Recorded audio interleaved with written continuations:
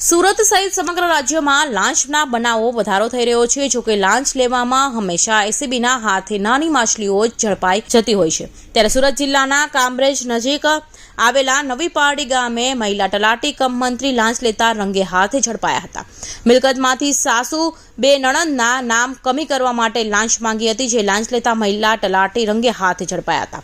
કામરેજ નજીક આવેલા નવી પારડી ગામમાં તલાટી કમ મંત્રી તરીકે ફરજ બજાવતા સોનલબેન શંભુભાઈ દેસાઈએ લાંચ માંગી હતી। ફરિયાદીએ નવી પારડી ગ્રામ પંચાયતમાં પોતાના વડીલોપાર્જિત મિલકતમાં પોતાની સીધી લીટી વારસદારના નામો ચાલી આવતા, જે પૈકી સાસુ અને બે નણંદોના નામો કમી કરવાનું સોગંદનામું આપવામાં આવ્યું હતું। ત્યારબાદ આગળની કાર્યવાહી કરવાના આવેશ પેટે સોનલબેને 9,000ની લાંચની માંગણી કરી હતી।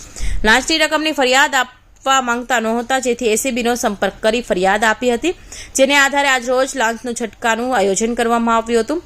ત્યારે સોનલબેન પોતાની તલાટી કમ મંત્રીની ઓફિસમાં જ વાતચીત કરી 9,000ની લાંચની રકમ સ્વીકારી હતી। બાદમાં એસીબીએ તેણીને સ્થળ પર જ ઝડપી લીધા હતા।